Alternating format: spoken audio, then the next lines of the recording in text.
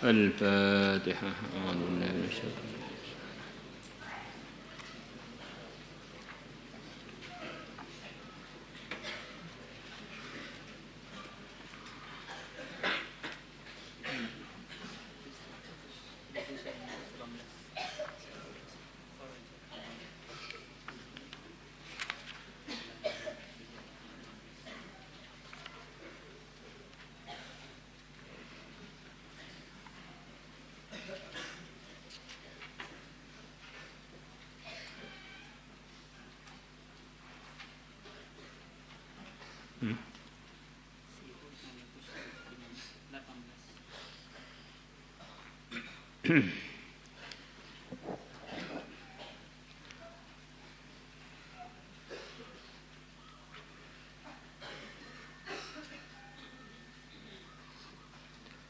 الفاتحة. أعوذ بالله من الشيطان.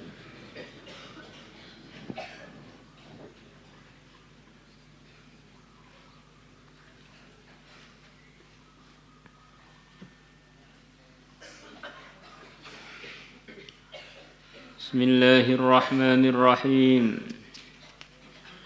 وخرج الطبراني وأبو يعلى بإسنادهما عن أنس رضي الله عنه قال قال رسول الله صلى الله عليه وسلم من دفع غضبه دفع الله عنه عذابه. Barang siapa menolak marahnya, dia marah tapi tidak dilaksanakan. Dafa'allahu anhu adzabahu, maka Allah akan menolak darinya kemurkaannya, siksanya Allah. Wa man hafidha lisanahu, dan barang siapa menjaga lidahnya, satarallahu auratahu, maka Allah akan menutup aibnya. Kita ini punya banyak aib, kata sebagian ulama, andaikan aib kita ini dibuka dan teman paling dekat kita ini melihat, tentu teman dekat kita itu akan jijik melihat kita. Itu teman dekat, apalagi orang jauh.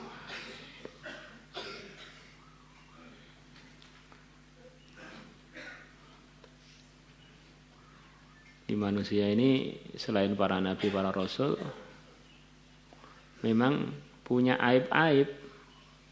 Maka kalau itu dibuka di dunia atau di akhirat, akan menyedihkan, menyusahkan dan memalukan yang punya. Maka di antara usaha amal yang dijanjikan oleh Nabi akan menutupi aib-aib kita adalah dengan kita menjaga lidah kita. Ya Allah.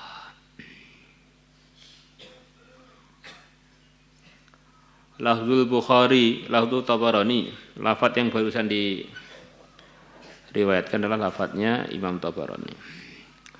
Wa qala Abu Ya'la, man khazana lisatahu, barang siapa ngontrol atau menjaga lidahnya, satarallahu auratahu, maka Allah akan menutup aurat dia. Wa man kaffa ghadabahu, dan barang siapa menahan marahnya, kafallahu anhu adzabahu, maka Allah akan menahan darinya siksanya.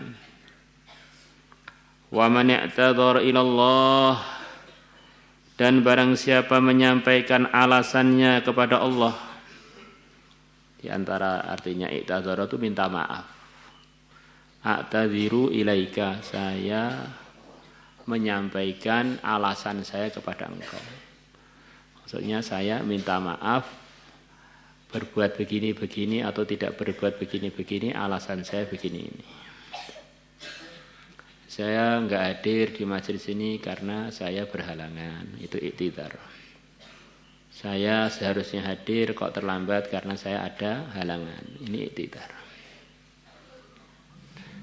Barang siapa yang menyampaikan uzurnya kepada Allah, menyampaikan alasannya kepada Allah, qabilallahu udruhu, maka Allah akan menerima alasannya. Asalkan alasannya memang masuk di dalam aturan yang diridhai Allah. Alasan yang diterima secara agama. Udzur atau alasan yang diterima secara agama. Dan Allah itu Sami'un Alim, Maha mendengar, Maha melihat. Maka setiap kita buat sesuatu, rasakan ini nanti akan ada permintaan tanggung jawab dari Allah. Akan ada permintaan alasan kamu berbuat ini apa atau tidak berbuat ini apa. Kalau kita kira-kira tidak berani mempertanggungjawabkan perbuatan kita, nggak berani beralasan yang diterima oleh Allah, ya jangan kita buat. Seperti awalnya kita ngeruyur nih, kalau mau beralasan di depan Allah kira-kira bagaimana? Diterima enggak? Ya Allah, saya ngeruyur karena pengen, kira-kira gimana? Ya Allah, saya ngeruyur karena semangat. Nah, ini kan udzur yang tidak syar'i, yang tidak diterima. Maka apa saja yang mau kita buat, rasakan. Ini akan ada pertanyaan nanti di akhirat dari Allah kepada kita. Kira-kira kita sudah bisa menjawab alasannya atau belum? Kalau belum, jangan dikerjakan.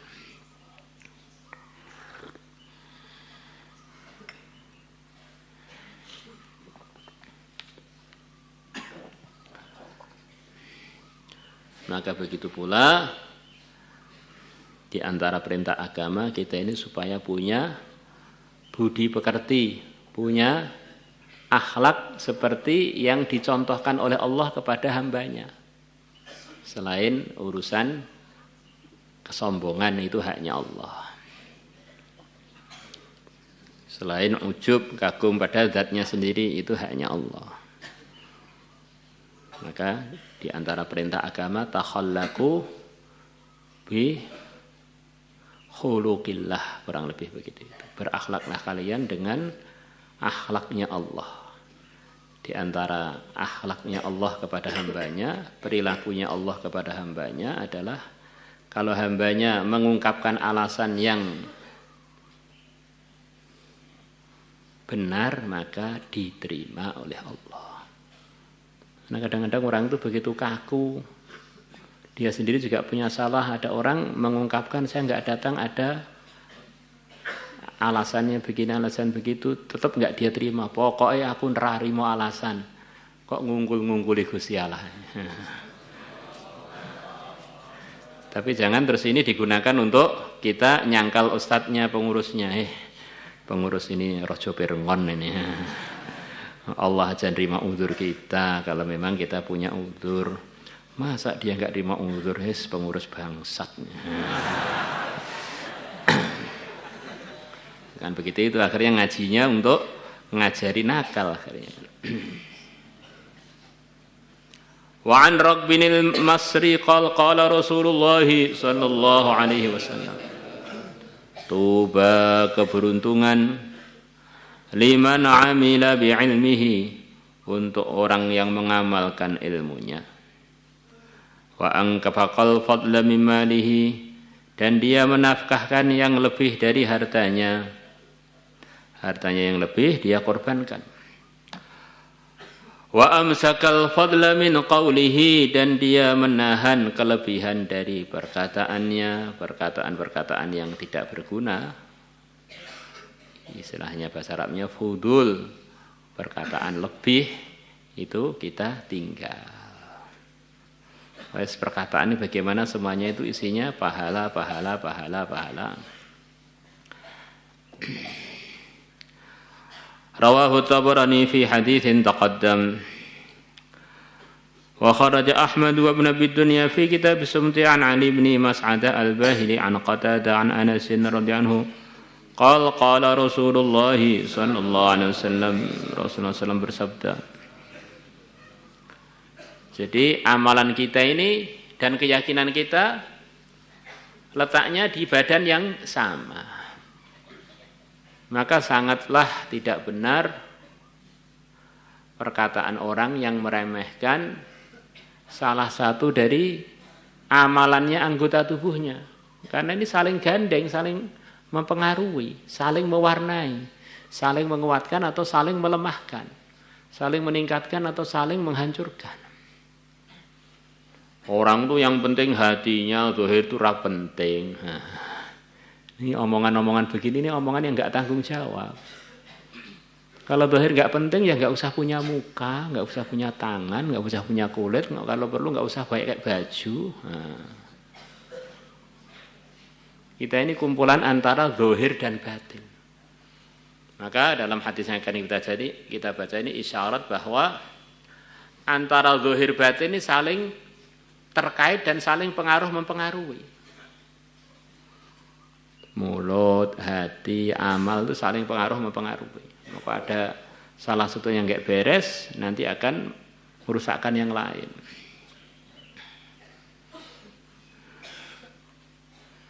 Saya ini melihat santri putri, maksud saya melihat keindahan ciptaannya Allah, Pak.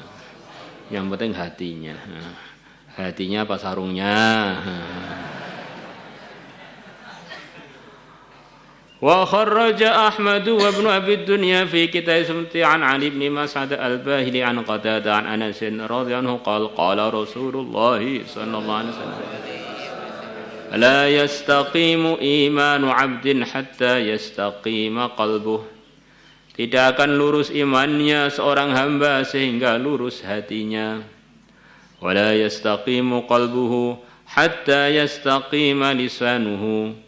Dan tidak akan lurus hatinya sehingga lurus lidahnya. Wala yadkhulul jannata, dan tidak akan masuk al-jannata surga. Rajulun, seseorang, la ya'manu, yang tidak merasa aman, jaruhu, tetangga dia, bawa'iqahu, dari kejahatan-kejahatan, keburukan-keburukan dia. Ada orang tetangga-tangganya pada khawatir kalau dijelekin oleh dia. Kalau diganggu oleh dia, ini orang yang begini-begini ini tanda dia ini arak wafat, akhirnya enggak masuk surga. Tanda bukan orang iman. Tandanya dia ini beriman, kalau enggak tobat bisa gawat nasib imannya, nasib dirinya di akhirat sana. Masya Allah, ini kita masuk bulan Muharram, bulan yang begitu tinggi nilainya, bagaimana kita tingkatkan iman dan amal kita dan kehati-hatian kita, insyaallah. Begitu mulianya bulan haram ini, bulan Muharram ini, sampai disebutkan dalam hadis, diteruskan oleh para ulama, ini bulan yang dinisbatkan langsung kepada Allah. Jadi kalau perkara ini dinisbatkan langsung kepada Allah biduni wasithah, tanpa ada perantaranya, berarti perkara ini menurut pandangan agama mahal, tinggi banget nilainya. Baitullah, rumahnya Allah. Khurud fi sabilillah. Kemudian dakwah ilallah. Kemudian apa? Ya banyak. Nah ini bulan Muharram ini dinamakan oleh Nabi kita dengan Syahrullahil Muharram. Bulannya Allah yaitu bulan Muharram. Maka nanti ada Tasu'a, ada Asyura. Bagaimana kita perhatikan semuanya, wabil khusus Asyuranya, Tasu'anya. Dan juga tirakat biar nanti istimak kita tanggal 25-26 jadi berkah asbah hidayah seluruh dunia. Amin. Sampai hari kiamat. Insyaallah. Maulaya salli wa sallim daiman abada.